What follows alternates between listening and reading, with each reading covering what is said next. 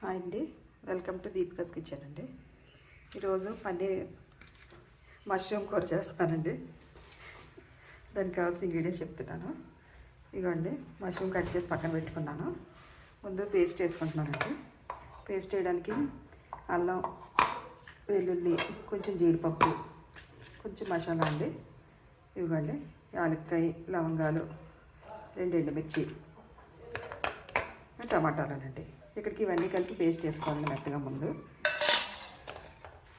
ఉల్లిపాయని, జీడిపప్పు 2 వేయించుకోవాలండి. ముందేమో జీడిపప్పు వేయించుకోవాలండి. ఇవి 2 మిక్సీ పెట్టేస్తాను ముందు. ఇప్పుడు వేసి ఇదిగోండి, టమాటా, జీడిపప్పు, కొంచెం అల్లం, వెల్లుల్లి ఇవన్నీ వేసి మిక్సీ చేశాను కదండి. ఇదిగోండి, ఆయిల్ పెట్టాను. ఆయిల్ హీట్ అవుతుంది. ముందు జీడిపప్పు వేపేసి చేస్తానండి.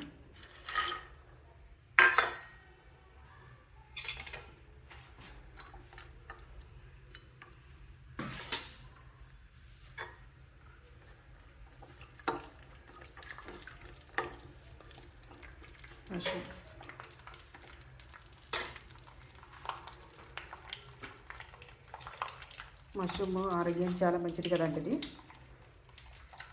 మాంసం ఎక్కువ తినకుండా ఉంటాం కదా, అలాంటి వాళ్ళకి విటమిన్లు గట్టి ఎక్కువ ఉంటాయండి. మాంసకృతులు అన్నీ కూడా ఎక్కువ ఉంటాయి.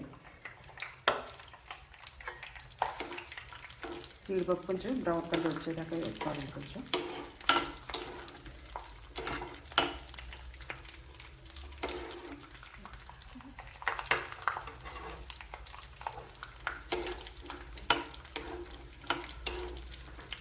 ఏ కర్రీలో జీడిపప్పు వేసుకుంటే టేస్ట్ బాగుంటుంది కదా అండి. ఎక్కువ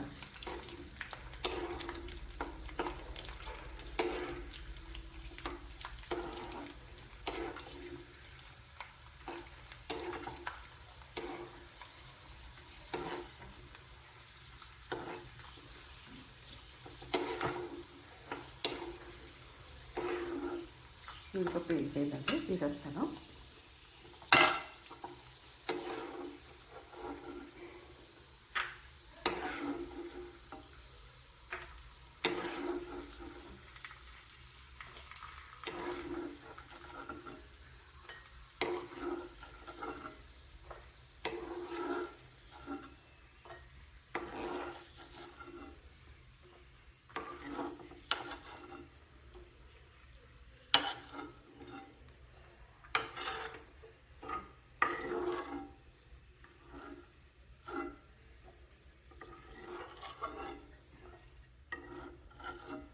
జీడిపప్పు తీసానండి.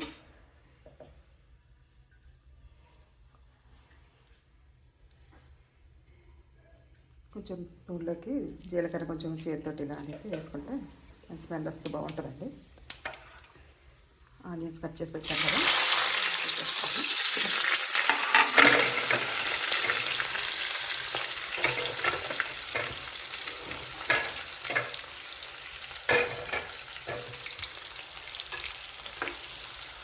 ఆనియన్స్ వేగాలండి.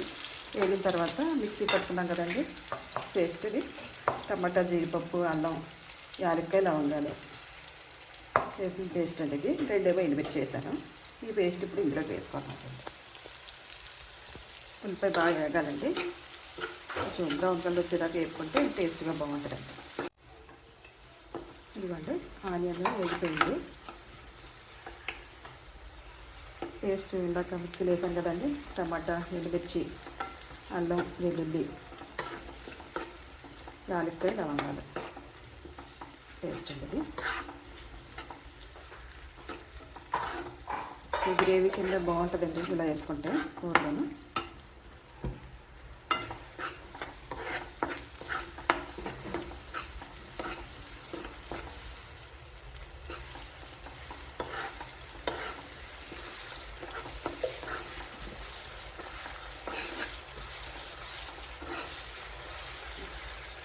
కొంచెం వేగాలండి. ఇది వేగిన తర్వాత మష్రూమ్ వేసుకొని, జీడిపప్పు వేసుకొని, మనకు సరిపడా ఉప్పు, కారం, పసుపు ఇవన్నీ వేసుకోవాలండి.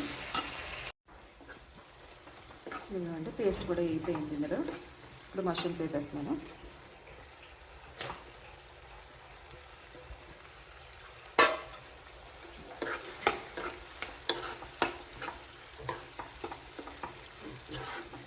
మష్రూమ్ కూడా వారానికి ఒక రోజు తింటే చాలా మంచిదండి ఆరోగ్యానికి. ఇది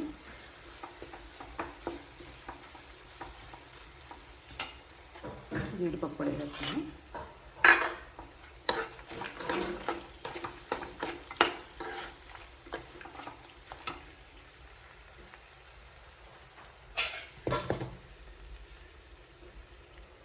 పసుపు, కారం, టేస్ట్ని బట్టండి. ఉల్లిపాయలు వేసేటప్పుడే కొంచెం సాల్ట్ వేసానండి నేను. అందులో కొంచెం సాల్ట్ వేస్తున్నాను, చూసుకొని వేసుకోవచ్చు.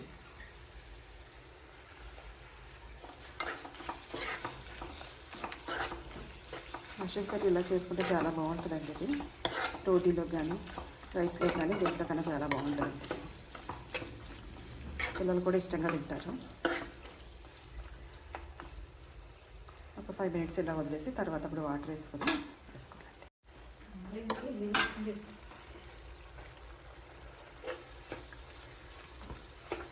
ఇదంటే దగ్గరికి మగ్గింది కదా ఆయిల్ దగ్గరికి.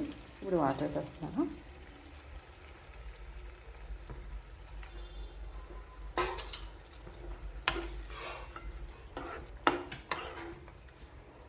చాలా టేస్టీగా ఉంటుందండి ఇది మష్రూమ్ కర్రీ.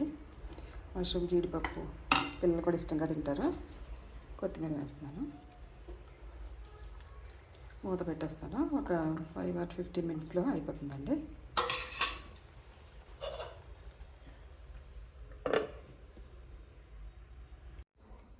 ఇదిగోండి రెడీ అయిపోయింది.